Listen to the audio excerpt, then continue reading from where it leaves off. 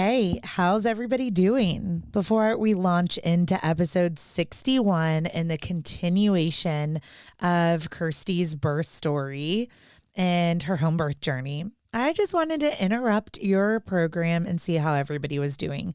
I am recording this Thanksgiving week 2020 in the middle of the coronavirus. And right now I'm just a little bit sad. 3 of my mamas are positive for COVID. And I just had to virtual doula a mom last week who went into labor a little early because she was sick from coronavirus and her water broke at 38 weeks. And I just had to doula her over the phone on FaceTime. I just really miss the physical touch. And so I just wanted to check in and see how everybody's doing. Send me a DM. I would love to hear from you. And that brings me to reviews, which is, really scary sometimes for me to jump on because I'm like, oh God, what if somebody gave me a 1-star review? That would just hurt my heart so much. But I understand I'm not going to be the perfect birth story podcast for everyone. But my name is actually Savannah Schwam. I love it. She put radical birth keeping and great storytelling. And her review says, first of all, I love Heidi's stance on patient advocacy. The world needs more doulas who will speak out loudly for these mamas. And secondly, I loved listening to the stories on this podcast during my second pregnancy. I learned a lot of great tips for labor and gained so much confidence towards my HBAC, which is home birth after cesarean. Thank you so much, Savannah. Here's another one from Chelsea Simone. Love this content. Thank you. I love this podcast. My husband and I are going to start trying in early 2021, and I've been looking for great content to get me psyched for what we are about to embark on. Here's another one from NG Barnes.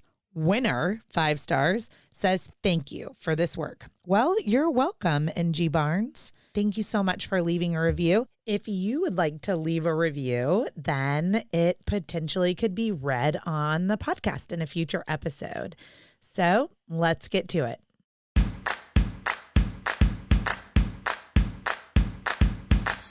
What does a contraction feel like? How do I know if I'm in labor? And what does the day of labor look like? Wait, is this normal? Hey, I'm Heidi. My best friends call me Hides. I'm a certified birth doula, host of this podcast, and author of Birth Story, an interactive pregnancy guidebook. I have supported hundreds of women through their labor and deliveries, and I believe every one of them and you deserves a microphone and a stage. So here we are. Listen each week to get answers to these tough questions. Birth Story, where we talk about pregnancy, labor, deliveries, where we tell our stories and share our feelings. And of course, chat about our favorite baby products and motherhood. And because I'm passionate about birth outcomes, you will hear from some of the top experts in labor and delivery. Whether you are pregnant, trying desperately to get pregnant, or you just love a good birth story, I hope you will stick around and be part of this birth story family. Okay, well, we know where this is going, which is towards a home birth. So I want you to take us on a journey of how in the world did you go from this hospital induction that was very much on their timeline, everything down to pushing, to a home birth? Funnily enough, my husband suggested a home birth for a second child, and I was like, no. This is before we moved. I was like, let's maybe find a happy medium. We could talk about a birth center, but the idea of a home birth absolutely terrified me. Just in case, the fear of something could go wrong. And after having a child in the NICU, that security blanket of well, what if something does go wrong? Wanting to be at a hospital. So if we had stayed in California, I probably would have still given birth at that hospital, but with a doula, with the mindset of I could have a natural induction if necessary. And maybe next time I'd get my membrane sweep to see if that would be a more natural induction than Pitocin. So we moved to El Paso when I was about 22 weeks pregnant, and we did not have insurance for several months because my husband started a new job. So actually going to a birth center it was one of the smartest things and almost the only option we had because I wasn't familiar with any of the hospitals around here. I didn't know which ones would maybe be more prone to give you a cesarean, or if they still did episiotomies, because a lot of hospitals still do that, or if they would even let you try to have a natural birth. And before we left, the hospital I was a part of, they had me flagged as high risk because my son was so big and because the hypothyroidism. And when I saw that, that just made me feel like as soon as I went in, they were going to do a C-section because that's what high risk just sounds like on paper. So we started looking at birth centers before we moved, and there was a beautiful birth center in El Paso, like copper tubs, four-poster beds, things hanging from the ceiling so you can have like a rebozo sling, just like everything. You'd want to go live there if you're pregnant. And that's pretty much the only birth center we went to look at. There was another one that's actually a school on where they teach midwives. And my understanding is you don't get to, when you go, it's like whoever delivers your baby. You don't have that continued care. So we went to this very nice birth center, and I only interviewed with one midwife and asked a bunch of questions like, can she monitor my thyroid? Is that an issue? Can she, like, I'm going to have a big baby. Is that going to be an issue? What's our options for pain? And can my son be there? Because that was another issue. Is we moved to a city where we had no family or friends, and going to a hospital meant that my son couldn't be there, or my husband would have to stay home with him. And we didn't really have an option to have family come and stay for several weeks, waiting for a baby to come in the span of like a month. So a birth center was one of the best options we could come up with on making sure that all those needs were met. So we signed to do a birth at this birth center, which is about 20 minutes away from our house. We talked about which hospitals we'd be transferred to if something happened. And several weeks later, I get a text message that something happened that was out of our control and the birth center had to close. So my midwife came God. I have to have a minute to process this. Are you kidding me? I wasn't freaking out as much as you'd think, because I had a friend who that kind of happened to her like 2 weeks before. Like the midwife quit on her, the birth center closed, and then so I was freaking out for her. And then when it happened to me, I was just like, oh, this is just funny. So our midwife was like, don't worry. Oh, and by that time I had a doula too. So I had hired a doula that was able to have postpartum care. The postpartum from the NICU was very stressful. And I think it made, the first couple months, even the first year, just really, it just rattled us so much. So I wanted to make sure that there was someone there to make sure I was doing okay. Nursing was going okay. So we had hired a doula who had worked with that birth center and knew my midwife. Okay. And let me ask you a question about, if anyone's listening from El Paso or just like other areas, a question that we get all the time is like, what is the investment in a doula? And it just like varies from like location to location. So like, you don't have to say what your doula cost you, but like, what was the range in El Paso for, if someone is looking to invest in a doula? It really varied. I emailed a couple doulas, and some of them, the newer ones, the ones that are just getting started, were maybe like, I think less than 600. And then a couple I emailed, maybe were up in the thousands. So it was, and then mine ended up being kind of in the middle of that. So it varies. And also my doula offered a lot of different options and packages. So it could vary on what you wanted or needed from her. And so that was really great too, that she had a wide range of services. That makes a lot of sense, especially if she's a postpartum doula and offering like postpartum hours and postpartum care. So like, what a wonderful thing. Okay. So you have this relationship, which is good, that continuity of care with your doula and this midwife. And so like, what happens? Like, do they just call you and say like, okay, we got to formulate what's the plan? Well, I think actually it was closer to my midwife than my doula, and I love them both. But my midwife would come, like, and she'd just come and hang out for an hour, check baby's heartbeat. She did actually have to come, and we sat down and we asked a bunch of questions because now the birth center was closed. And she had kind of jokingly said, like, why not a home birth before it closed? Because she lived right down the street. And my doula also lived right down the street. And so instead of all of us driving like 20 minutes away, why not have a home birth? And now we kind of didn't have the option. It was either hospital or home birth, or we could relinquish our care with my midwife and we could go to a different birth center. But we really liked her. And we were saving money by now doing a home birth because the birth center was an additional cost. So she would come, she'd, hang out with me, talk to me, and get my son used to like the Doppler for a 2-year-old. That's kind of scary. And just talk about what to expect and our preparations.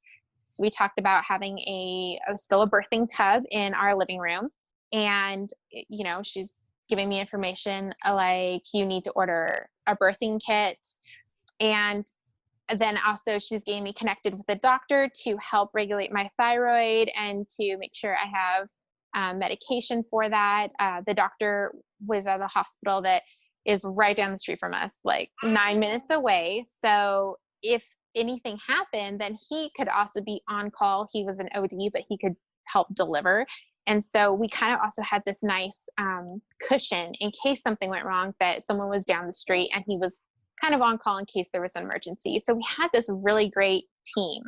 My midwife was also working at the school, and so she had 2 future midwives as her assistants, and they came and we met them, and they were planning on being there too for our home birth. I love all of this support. I mean, it just sounds like things started to unfold.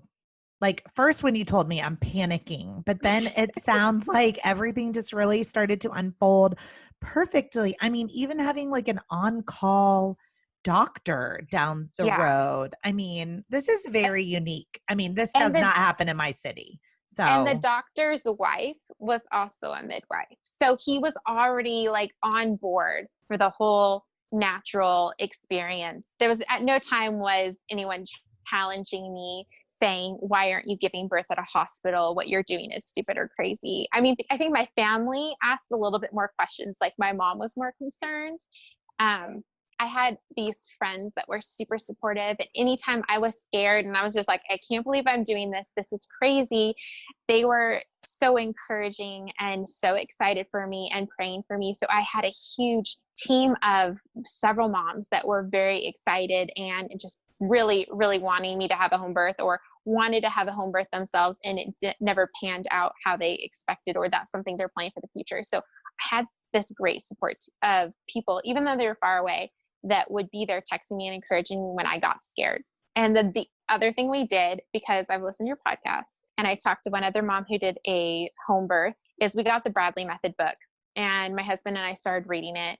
I don't think we finished it, but we did practice some of the breathing techniques to kind of prepare for the natural part of labor, just to have something. But my husband says he wasn't scared because we had a doula and a midwife and the tub, and that he thought I would be okay. yes, I know you would be okay. So your first birth with Owen, you like you said, they got really intense, you're in Pitocin, and you're like, I'll get this epidural. And it sounded like you had a pretty great experience with the epidural. I'd say it was a joke. Like when people are like, how was labor? I'm like, oh, don't talk to me. Like it was a joke. When I asked other moms, Pitocin was great. They were like, no, it wasn't. They're like traumatized by it. I had a great experience. I was traumatized by the NICU, but my understanding is that's not normal. Well, it can be. It can be. I had a great experience. I had an all natural childbirth on Pitocin, and I had a great experience too. So there's like a few of us that are just like out, total outliers Not out the there. norm. Yes, exactly. But what I'm so curious about is like, what was your why? When you wrote into me, you said that there was something contagious about having Yes. a natural childbirth. And so like, I have to know your why. Like what changed? Like what made you say like, oh, like I had this great epidural experience, but like, I don't want to do that again. So one of the things that there's always the why on why did Owen end up in the NICU? And we had a great hospital, but like you said, like, I don't know if they stopped Pitocin after my water broke. There's just this huge disconnect between what happened like in my care. And my midwife got my notes from the hospital. Like, she asked for previous records, and all it is a lab. So no one wrote down anything like, this is how she labored, this happened, because there's just such a difference in how people take medical notes. And I used to work at a office. So like, I know when you get, just the labs and there's no other information. So there's all these questions that I don't have answers for on what happened that made my son end up in the NICU. The Bradley method would say that it was the epidural that made him too weak to clear his throat and nostrils. And so when he sounds bad and they send him to the NICU because he might have an infection in his lungs, like, I have no control over that. Or was it the epidural that just made him, that the reaction from the epidural made him too weak to clear out his, membranes or whatever to breathe? And then I asked, or was it like, did I push him out too quickly? Because I've asked a nurse midwife at that hospital, and they said, well, you pushed them out in 20 minutes, where normally someone would labor for hours. So because you pushed him out too quickly, you weren't able to compress the stuff out of his lungs. And I was told that's pretty normal for like second or third babies or C-section babies that end up in the NICU because they don't get that stuff cleared out of their system. So this makes me so frustrated though, because they're the ones who told you they were having shift change and that you had to push your baby out that quickly. Right. So I have the why, like, why did that happen and what can I do to prevent that happening again? Because that was so hard to have like a beautiful labor, like I call it a joke, and then to all of a sudden, like, not having your baby for the first 5 hours, not having that skin to skin. So instead of your baby being born and laid on you and having that bonding, now your baby has like all these tubes in them, and he's almost 10 pounds, and there's all this confusion. You have all these questions can't answer. So that was maybe more of the reason why, like, I did not want to experience that again. If I had to do in the hospital, like I said, I would have a doula. I would be a lot more vocal about my care, and I would be a lot more willing to say no to things or telling people what I need, but I wanted to be the best patient possible.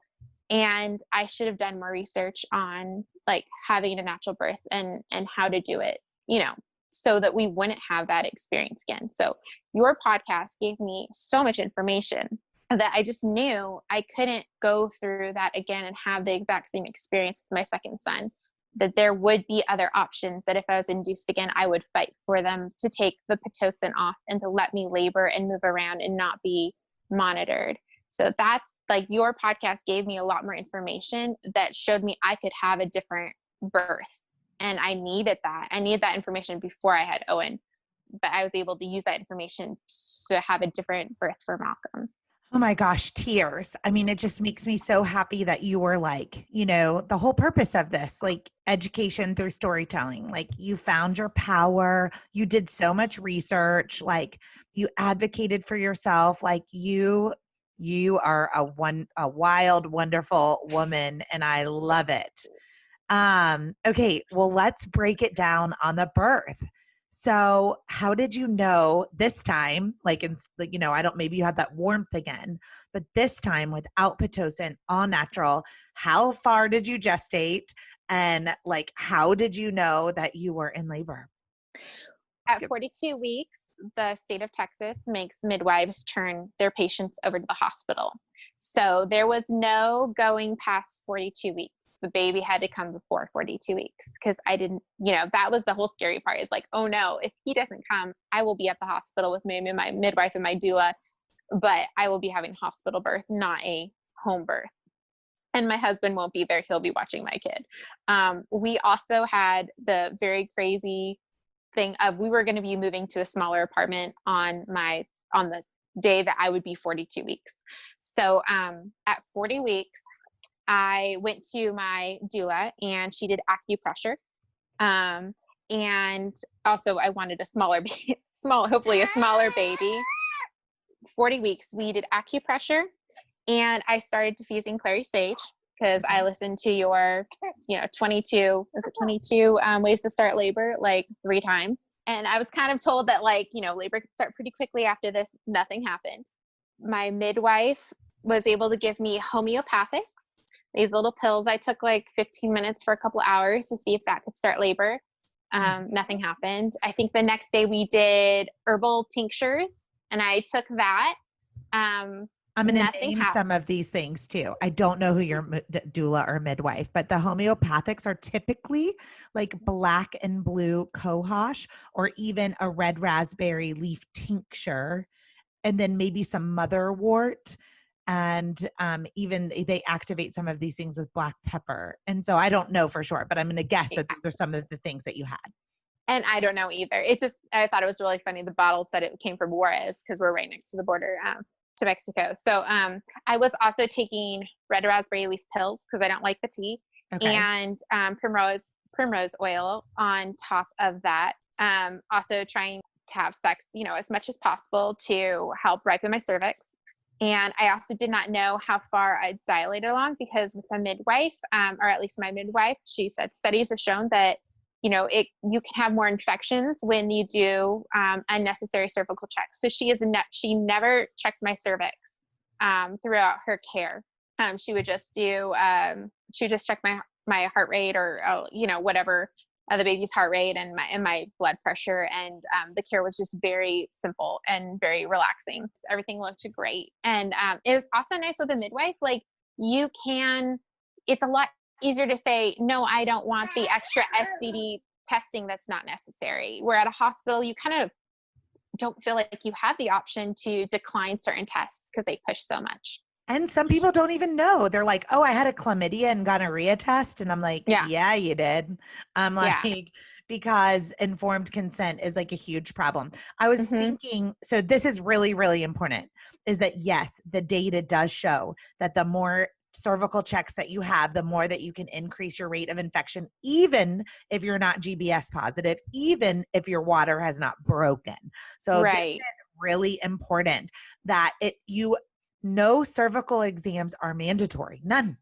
You have to consent to all of them. You don't need any of them. I have had so many doula clients that have had 0 cervical exams.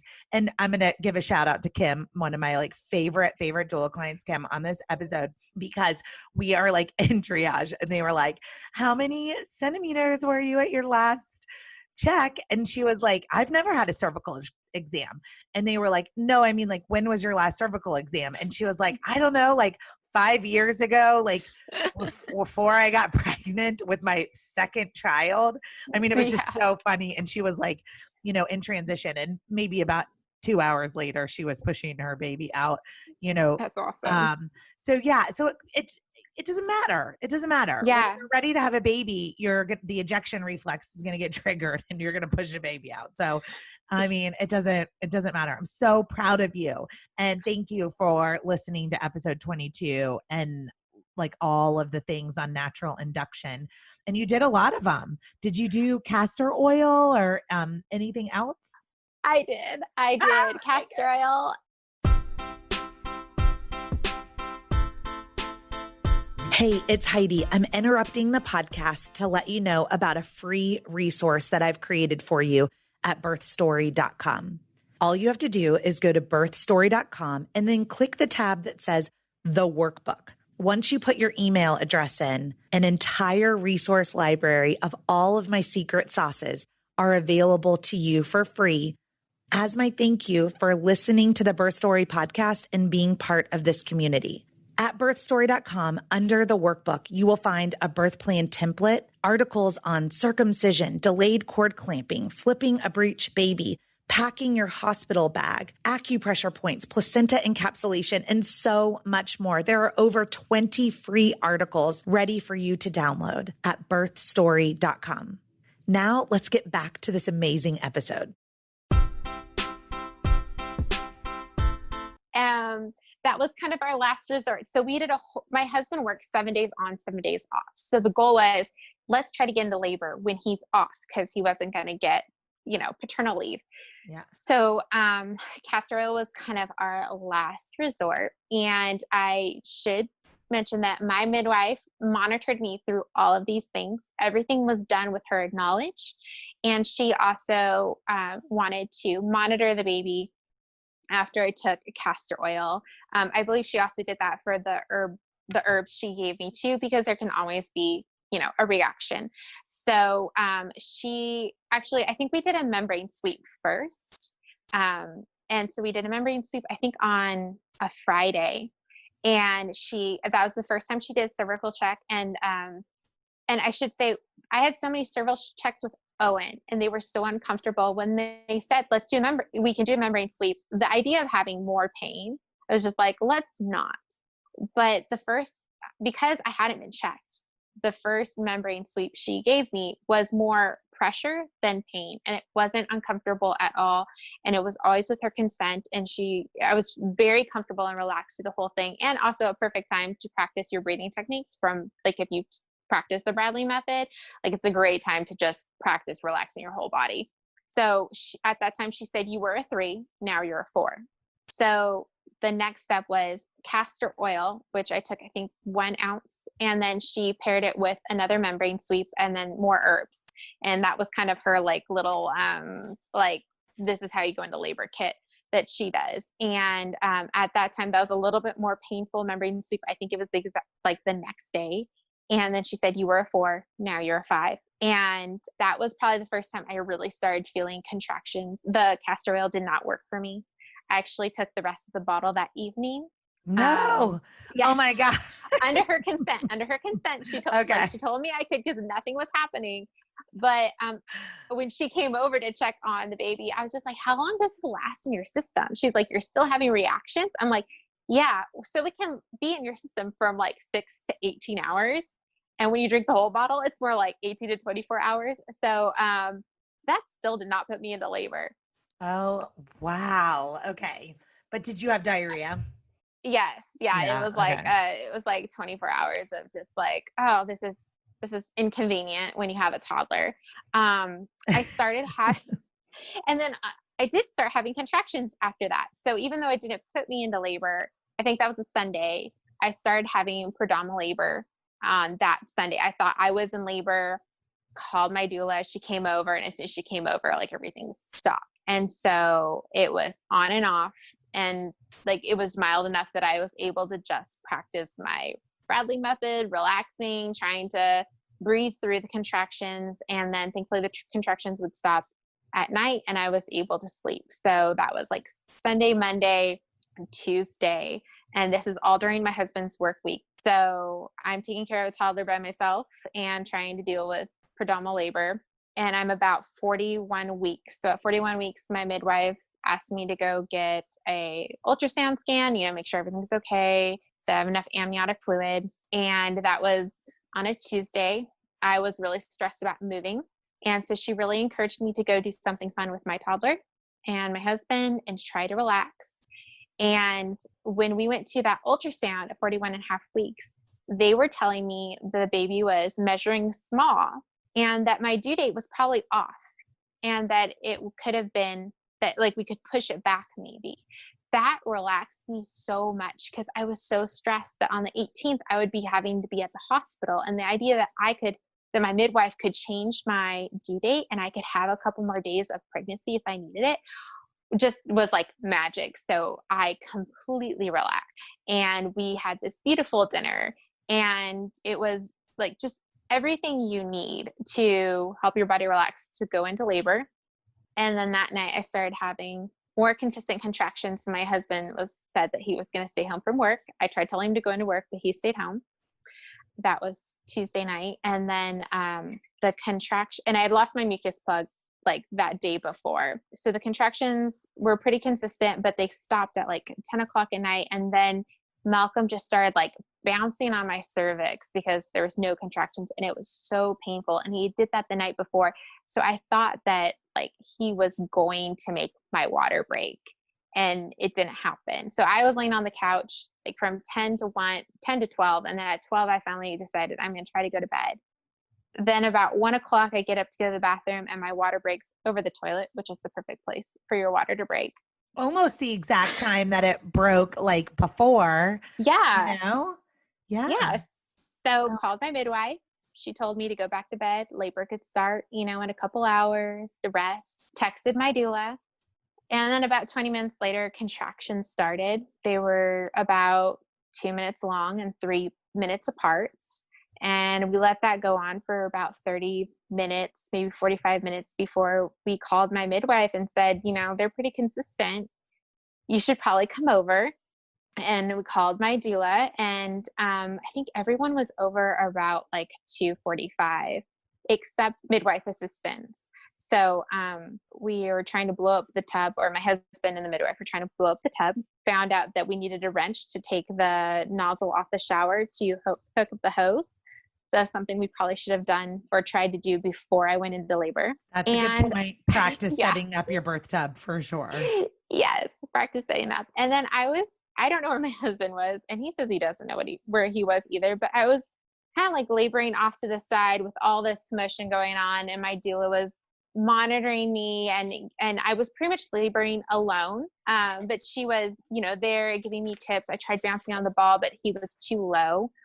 We were doing the spinning babies to, Mhm. lifting him up, doing the tummy lift, The to try to get abdominal him. lifts. Yes, which is quite amazing. And during the contractions, that really helped with the pain. And at some point, I just said, I'm like, I need to get in the shower. And I'm pretty sure, like, I was pretty sure I was close to transition. So I got in the shower, turned that thing on hot, and was just laboring on my hands and knees, just rocking back and forth, oohing and moaning like I've heard in your podcast. And my doula is sitting there watching me. My husband showed up at some points. And I kept asking, I never said this is too much, but I kept asking if the tub was ready. And they kept telling me it was, even though it wasn't even close. And at some point, my husband even asked in the middle of the contraction if I needed anything, because I didn't prepare him for transition. I like made my toddler watch birthing videos, but I didn't make my husband watch birthing videos. But in the tub, at some point I asked where my midwife was, and she came and checked my tummy. And when I look back at the pictures, it was like 3:40 that she came and checked my tummy, which feels like eternity when you're laboring. And I would say I had about 6 contractions with that were very intense. Like I couldn't control my labor moan anymore. It just went really high pitch. And in 3 of those, I had the infant ejection reflex, and I was able Wow. to turn from on all fours to like a side squat for my midwife to catch his head, and then a second push, his whole body came out. It was very quick. In I your labored shower. in my shower. The Oh, birthing tub never got filled. did you get a refund? No, no, but that's Uh, okay. It so was amazing. so in your shower, Mhm. on kind of like side leaning, Mhm. which is amazing because our body tells us what to do and what position to get into. So whether you were on your Mhm. left or your right, like your body led you to that. Like this Oh, is amazing. I was on all fours. So, but I was able to go into from all fours to a side squat. And That's what I mean. Like in your yeah, side squat, were you leaning to the left or leaning to the right? no, Like, I was able to turn my body from like facing the wall to completely facing out so that my midwife could be able to like catch his head. Like it was wow. very quick. And the one thing that really helped was my doula, we talked about pain, said, don't think of that as pain, think of it as pressure. So when I was struggling with the breathing, she was reminding me to breathe down, and so being able to rock back and forth, like think breathing down and then also rocking down too. So like just having this whole like momentum of like you are letting your body just like push your baby out. I love it. I'll be honest, your doula sounds very, very good. I She's love, quite awesome. yeah, I love it. And you're a midwife also. Hmm. So this sounds like, again, it was a quick delivery. Were It you, was less than 3 hours from water breaking to birth. okay. So I'm going to ask that question that I know if it's on my mind, other people are thinking. If you pushed him out this quickly again, were you worried again about not having the lungs squeezed? It, I couldn't even say I was pushing him. He came out. It just came out. That it came out. Like even though they said next contraction, contraction push. Like there was no control. Like he was coming out. I wasn't worried because he didn't have that epidural. There was not like, if there was something wrong, like I had a very well-trained midwife. I had 2 midwives in training, and then there was a doctor on call. So like we could have got him the care he needed, but when his head came out, he was crying. So he wasn't completely birthed before he was already like, hey, I'm here. Those are my favorite. It's like head out, they open their eyes and they're like, take their first breath. And then it's like, maybe the next surge pushes the rest of the baby. Mm-hmm. Your body will push the rest of the baby out. But like, I have so many photographs of like the half in, half out. It's pretty incredible. Okay. So the water, I'm assuming, is running. By that, I think at some point, I don't know when, the water was turned off. The water was off. Okay. I was wondering that if the like baby's then going to get nailed by like the shower head, No. Okay. So water is off. It's like this very peaceful thing. And then does he come right up to your chest? My midwife hands him to me. I'm still squatting, and we were able to sit down in the tub and in our bathtub and just lay there with him on my chest and just relax. And it was so peaceful.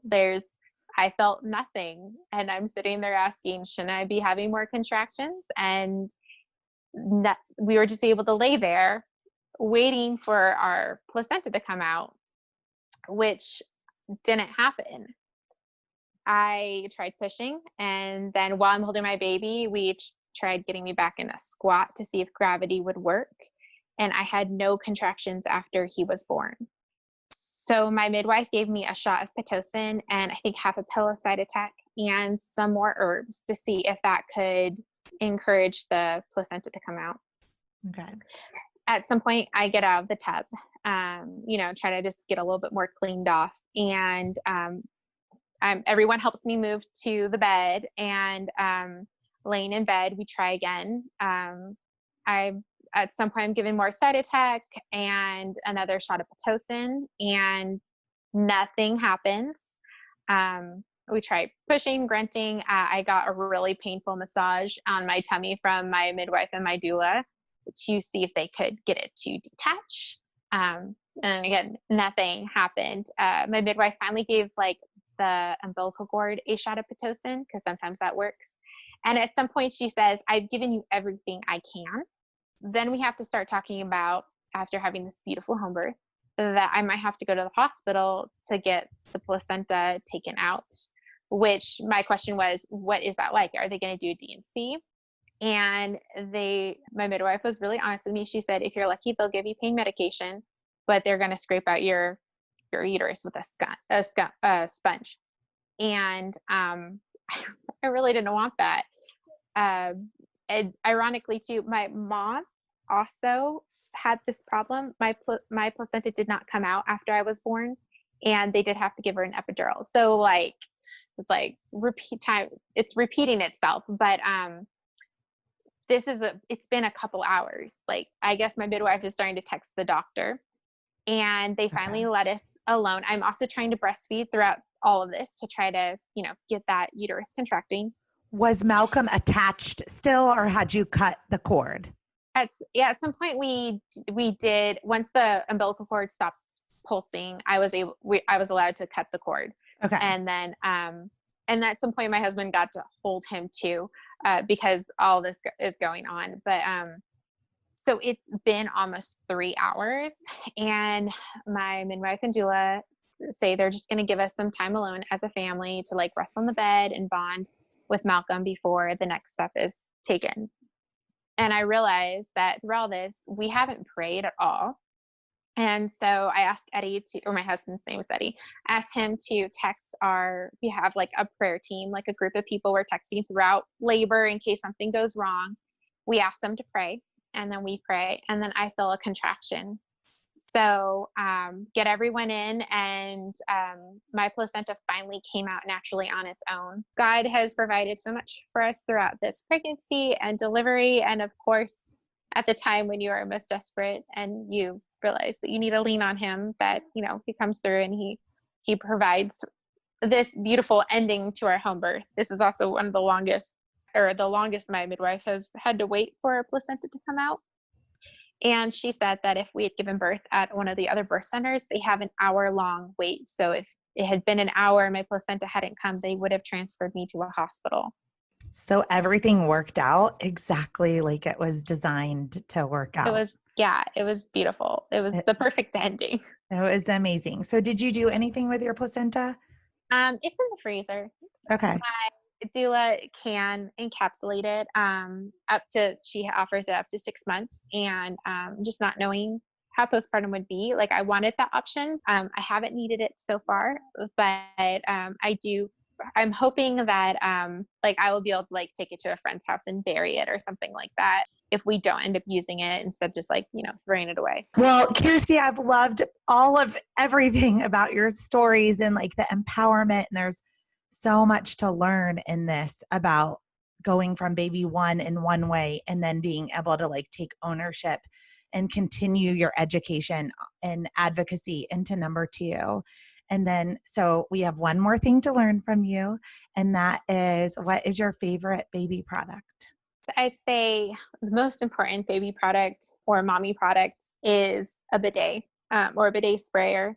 If you're familiar with cloth diapering, it's usually a handheld sprayer. Postpartum with Owen, I had horrible hemorrhoids and they did not go away after he was born. So about a year afterwards, I had enough and I said, let's try a bidet. And almost instantly, I started having relief. And throughout pregnancy with Malcolm, I was barely uncomfortable because we had the bidet sprayer it just makes your life easier and you feel cleaner afterwards. It made postpartum care easier, and then also potty training a toddler instead of having to, wipe his butt. We just spray his butt off and he's very used to it. So I would say if you're suffering from hemorrhoids, get a bidet sprayer. It's the best thing you can do when you're pregnant. I will go on to say, if you had a baby, get a bidet sprayer. Yeah. For all of the things. So, now people are like, okay, where in the world do I get a bidet sprayer? Like, where did you get yours? So we start out with a tushy, which is something that you'd like apply to your toilet seat, and then you like screw on the toilet seat on top, which I really liked. And then that's worked really well because we have started cloth diapering. And so the transition to cloth diapering has been really, really simple. Oh, awesome. So Amazon, Target, you can actually Lowe's. Get Lowe's, I would say, is where you could get the handheld sprayer. You don't have to order it special online. The tushy you can get from their website or Amazon. I'll find one that I think is really cool and I'll link to it in the show notes. And then I'll send you the name of the book that I read for the miscarriage, because that one was really helpful too. Yeah, I really, really appreciate it. I appreciate you. I appreciate you listening to the podcast and like really being the first person that's come on that was able to use the Birth Story podcast to help prepare and plan for a new kind of birthing experience. And so I just wish you so much love and happiness on your motherhood journey.